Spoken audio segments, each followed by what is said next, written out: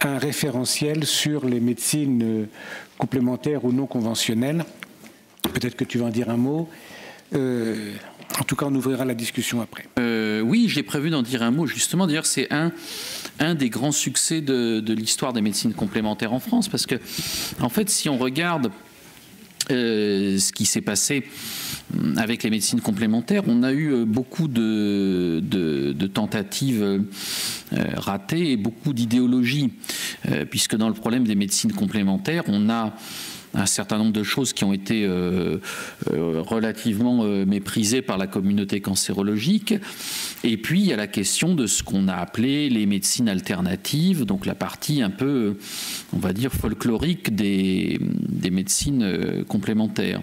Alors, les choses évoluent. Juste pour fixer les idées, si on parle de l'activité physique adaptée, que j'ai mentionné ici, qui est très à la mode, il faut savoir que l'activité physique adaptée avait commencé en région parisienne il y a de très nombreuses années. Bon, plusieurs personnes s'en étaient occupées, mais parmi ceux qui avaient été pionniers, c'est donc Thierry Bouillet qui avait commencé. Et ils avaient commencé avec la pratique des arts martiaux.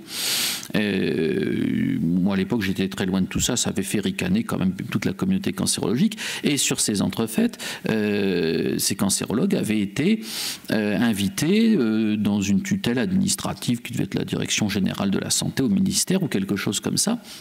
Ils étaient effectivement très fiers de cette réussite et de ce début de reconnaissance, parce qu'eux avaient le sentiment de rendre service aux patients et de faire vraiment une œuvre utile.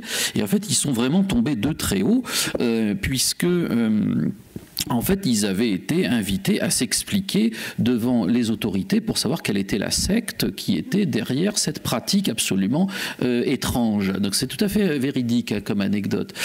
Donc voilà là d'où on part. Donc il y a effectivement beaucoup d'irrationnel, beaucoup d'idéologie. Et je dirais qu'en France, sur les médecines complémentaires, c'est quelque chose qui empoisonne toujours le débat, puisqu'à chaque fois qu'on m'a demandé d'intervenir dans des choses un peu officielles, on m'a dit quand même il faut absolument prévenir, empêcher les gens de sombrer dans des dérives sectaires, et vous ne savez pas qui se cache derrière tout ça. Donc il y a une vision très idéologique de la médecine dite officielle et des pratiques alternatives qui sont globalement à considérer de très haut. Moyennant quoi, tout ça était relégué dans l'ombre et nous n'avions que très très peu d'informations sur même ce qui était pratiqué en France par nos patients. La majorité des données venaient essentiellement de nos collègues américains, et moi je me souviens de certains cours que je faisais il y a encore quelques années où on me disait mais c'est intéressant ton truc mais ça n'existe pas chez nous, tu n'as pas de données françaises à nous présenter. Alors les choses ont un peu évolué et globalement on retrouve les mêmes préoccupations que celles qu'on a dans les autres pays du monde, avec une différence quand même qui a été retrouvée en France, qui est, je pense, retrouvée dans d'autres pays d'Europe, qui est l'engouement pour l'homéopathie, qui est sûrement effectivement une des pratiques complémentaires les moins iatrogènes. Sinon, il y a un usage absolument important des compléments alimentaires. Alors vous savez que les compléments alimentaires, il y a beaucoup de choses qui ont été écrites là-dessus, mais globalement l'idée est que, contrairement à ce qu'imaginent nos patients, les choses utiles, on les trouve dans l'assiette. Or, il est tellement plus facile de prendre des gélules magiques, donc on arrive à avoir des patients qui consomment, qui surconsomment, comme ça a été très bien montré également dans la présentation d'avant. C'est la même chose qu'aux États-Unis, nos patients consomment énormément de compléments alimentaires. Or, on sait aujourd'hui qu'il y a vraiment un doute sur l'innocuité des antioxydants chez les patients atteints de cancer. Il y a une très belle revue générale de Jim Watson, le prix Nobel, dans Open Biology, qui reprend tout le rationnel du rôle des antioxydants dans l'incurabilité du cancer. Et c'est ainsi que c'est écrit. Et Watson conclut en disant, en donnant des antioxydants à nos patients, nous avons peut-être tué plus de gens que prévenus de cancer. Donc vous voyez, c'est très troublant. Alors, là encore, faute d'information, faute de réflexion sur cette question-là, il y avait une consommation de vitamines et d'antioxydants qui se faisait dans l'indifférence générale, puisque c'était délivré sur le comptoir par le pharmacien, et les cancérologues, globalement, ne s'intéressaient pas à ça, puisqu'on disait ça n'a aucun intérêt, ça doit être inoffensif, et puis ça fait plaisir aux patients, donc don't care. En fait, pas du tout. Des choses aussi bénignes soient-ils peuvent être extrêmement délétères. Il y a ensuite de ça des régimes. Alors on a eu en France il y a un engouement très récent pour le jeûne thérapeutique. Alors, il a été dit dans les médias à mon corps défendant qu'on allait réaliser un essai clinique à l'hôpital Avicenne. En fait, nous, on devait juste être, comment dirais-je, centre investigateur d'un essai européen qui n'a jamais été financé. Mais ça m'a valu à peu près une année d'enfer, puisqu'à partir du moment où l'information s'est répandue sur les réseaux sociaux, j'ai été contacté, je continue à être contacté régulièrement par des gens qui veulent que je supervise leurs expériences de jeûne thérapeutique en cancérologie. Et en fait, il y a énormément de patients qui jeûnent avant les chimiothérapies, et beaucoup plus que ce qu'on imagine. Est-ce que c'est un problème? C'est très compliqué. L'innocuité du jeûne thérapeutique, elle est probable. Mais je vous rappelle qu'aujourd'hui, la seule publication que nous avons, la seule publication scientifique, même s'il y a 5 essais en cours dans la base de données du NCI, dont 2 essais européens, mais la seule publication est celle de Walter Longo, qui est une série de case reports dans la revue Aging. Je ne pourrais plus vous donner la date, mais on retrouve très facilement sur Medline, et vous avez une dizaine de patients qui n'ont pas jeûné de la même façon. Il n'y en a pas 2 qui ont jeûné de la même façon, ça va de 4 jours à 1 jour. Il n'y en a pas 2 qui ont le même cancer, il n'y en a pas 2 qui ont eu les mêmes traitements. Donc c'est avec cette série-là, et exclusivement avec cette série-là, qu'on a réussi à faire un buzz planétaire autour du jeûne thérapeutique. Accessoirement, bien sûr, il y a un rationnel préclinique qui est extrêmement intéressant. On oublie que le premier papier vraiment scientifique consacré au jeûne thérapeutique, il date des années 50, et c'est un papier qui montre qu'il n'y a pas d'effet sur la biologie des tumeurs. Donc c'est quelque chose de beaucoup plus complexe que ce qu'on imagine. Mais en tout cas, c'est très à la mode chez nous en ce moment. La phytothérapie et l'acupuncture sont largement pratiquées, et l'activité physique, je crois qu'on en a amplement parlé aujourd'hui, et c'est sûrement une des pratiques complémentaires les plus intéressantes. D'une façon générale, il y a toujours, là encore, cette crainte irrationnelle de la part des tutelles qui est que des patients atteints de cancer s'engouffrent dans des médecines complémentaires et soient détournés des traitements efficaces. Et en fait, la réalité, elle n'est pas là. Moi, des patients qui ont eu une perte de chance parce qu'ils n'ont pas fait leur traitement antitumoral pour se consacrer à des traitements d'efficacité non démontrés, je dois voir ça à peu près 1 fois par an, guère plus, et on a tous la même expérience. Donc certes, ces choses sont anecdotiques, elles sont réelles, il ne faut pas les minimiser, mais la majorité des patients, plus de 80%, vont utiliser les médecines dites alternatives en complément d'une thérapeutique antitumorale d'efficacité éprouvée pour contrôler des effets secondaires, améliorer leur qualité de vie. Et ce n'est que lorsqu'on va aller vers des stades plus avancés, il y a eu au moins un papier là-dessus, quand on va aller vers des stades plus avancés, effectivement, il y a quelques patients qui, faute de solutions satisfaisantes, vont se tourner vers des thérapeutiques complémentaires pour trouver une guérison que la médecine que nous pratiquons est malheureusement incapable de leur offrir. Alors en France, il y a eu des expériences multiples. Là encore, essentiellement idéologique, puisque une des premières tentatives de reconnaissance des médecines complémentaires se fait dans mon université, à la faculté de médecine de Bobigny, et je dirais, pour être relativement simple, était marquée par un courant contestataire issu de la fin des années 60.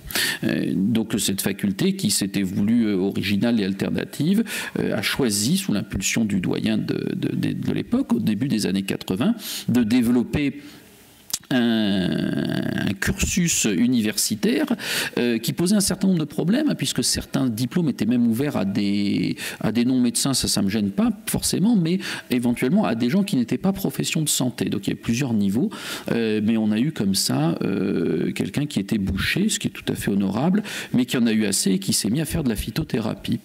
Donc ça c'est arrivé. Et c'était structuré dans quelque chose qui était appelé le DUMENAT, les diplômes d'université de médecine naturelle. Et donc il y avait 13 diplômes d'université qui comprenaient à peu près tout ce qui était possible d'imaginer à l'époque dans le cadre des médecines complémentaires. C'est quelque chose de très innovant. Actuellement, après mise aux normes académiques, je serai bref parce qu'il a fallu nettoyer les écuries d'Augias, il subsiste 4 diplômes universitaires qui tournent autour de l'auriculothérapie, de l'ostéopathie. On voit finalement que ce sont des médecines complémentaires pour lesquelles il y a des niveaux de preuve plus ou moins reconnus. Donc ce ménage a été fait. Au même moment, Et d'ailleurs, au moment où certains se lamentaient que Bobigny évacue toute cette glorieuse époque, l'assistance publique, notre institution, a lancé un plan stratégique qui était destiné à la reconnaissance des médecines complémentaires. Donc c'était un plan stratégique extrêmement important. Dont actuellement la seule partie comment dirais-je, qui a survécu est la création d'un centre de médecine chinoise dans le 13e arrondissement. Motivé par des raisons dont on peut débattre, mais qui est la seule chose qui s'est vraiment développée. Or, l'idée était que l'assistance publique, en tant qu'institution, donc le plus grand centre hospitalo-universitaire d'Europe, ait une réelle politique de reconnaissance des médecines complémentaires. Ça a été un tollé et un scandale, puisque globalement, le corps médical a été vent debout et a dit « mais c'est pas possible, vous êtes tous complètement malades, vous voulez qu'on débloque des vacations pour de l'acupuncture, de la thérapie folklorique, et bientôt faire danser les malades tout nus autour du feu, alors que nous n'avons pas de médecins, de moyens pour faire de la radiologie interventionnelle, des urgences et de la médecine interne. Il est vrai que c'est un choix cornélien. Donc ce plan stratégique, finalement, est tombé à l'eau. Et il y a eu quand même quelque chose qui était tout à fait instructif, c'est que on fait des médecines complémentaires comme ce cher monsieur Jourdain faisait de la prose, puisqu'en fait dans chaque service il y a des praticiens, médecins ou non médecins, qui font des médecines complémentaires, et alors vous avez un inventaire à l'après-vert avec de la sophrologie, de l'hypnose et tout un tas de choses plus ou moins utiles. Donc c'est très amusant de voir qu'on a vraiment un rejet de la part de l'institution, alors que toutes ces choses-là existent et sont largement développées de façon complètement souterraine. Il est instructif de se rappeler que l'oncologie à l'assistance publique, en dehors des centres anticancéreux, se développe comme ça dans les années 70. L'oncologue, dans les années 70, c'est la personne qui a une vacation dans le service de chirurgie et qui donne de la chimiothérapie à des patients pour qui les chirurgiens ne peuvent plus rien faire. Alors est-ce que le même destin est promis aux praticiens de médecine complémentaire? Ça reste à débattre. Mais en tout cas, cet exercice de la médecine existe et pour l'instant, il n'y a pas de structuration. L'idée était justement d'avoir une structuration, une labellisation, des diplômes, et tout ça n'a pas été fait. Donc ça se continue à se produire dans le plus grand désordre. Je dirais qu'il y a deux obstacles et qui restent toujours les mêmes dans cette histoire-là. Il y a ce que je vous ai dit, notamment dans les relations avec les tutelles, la question de l'idéologie et du pragmatisme. Je dirais que tout ce qui ressort de ça, c'est finalement nos patients vont vers des thérapeutiques complémentaires. Est-ce qu'on s'attache à ce qu'elles se déroulent dans des bonnes conditions de sécurité, auquel cas on va les encadrer, et je dirais qu'on a même le devoir de les encadrer pour leur dire vous avez des médecines complémentaires qui ont un niveau de preuve, une efficacité prouvée, et effectivement vous pouvez le faire même si ce n'est pas démontré, il y a une innocuité qui est probable. Il y a d'autres thérapeutiques complémentaires qui sont formellement déconseillées. Donc ça, pour l'instant, on n'est pas en mesure de le faire. On manque encore d'informations, et notamment pour des raisons idéologiques de rejet dogmatique de ces pratiques. Et puis le deuxième problème, là c'est vraiment notre expérience, 30 ans de médecine complémentaire à l'université, c'est la question culturelle. Il y a une jonction qui ne s'est pas faite. Les praticiens qui pratiquent des médecines complémentaires pratiquent le plus souvent en ville, dans le colloque singulier avec le patient. Donc ils ont une culture de médecine qui est tout à fait honorable, mais qui est plus isolée que celle de l'hôpital où on a une culture d'équipe. On n'a pas les mêmes critères d'évaluation, la culture de la recherche n'est pas la même, mais en même temps les hospitalo-universitaires ne se sont pas intéressés à introduire de la méthodologie dans l'évaluation de ces pratiques complémentaires. Ça arrive très récemment dans le domaine de la cancérologie. Ce qui fait qu'au bout de 30 ans, un grand nombre de nos formations de médecine complémentaire se sont éteintes à la faculté parce que vous aviez des doyens et des professeurs d'université qui se disaient mais ça fait 30 ans que ça existe et il n'en est jamais rien sorti. Nous avons toujours les mêmes gens depuis 30 ans qui travaillent dans leur cabinet en ville, qui font de l'acupuncture, qui viennent le samedi faire les cours et qui reviennent dans leur cabinet ensuite travailler. Donc ça n'a jamais rien apporté à l'université. Et donc toute cette expérience se termine. Je dirais que c'est un grand dommage, mais ça renaît sous d'autres formes ailleurs et on tire des leçons du passé. Je finis sur une note d'espoir, pour être bref. Je voudrais juste montrer que malgré tout, les choses changent. On a parlé de l'activité physique. Ben là, je vous donne l'exemple de la CAMI, comment dire, qui est la structure qui a fait des efforts, même s'il y a d'autres structures qui l'ont fait, pour structurer l'activité physique au niveau national.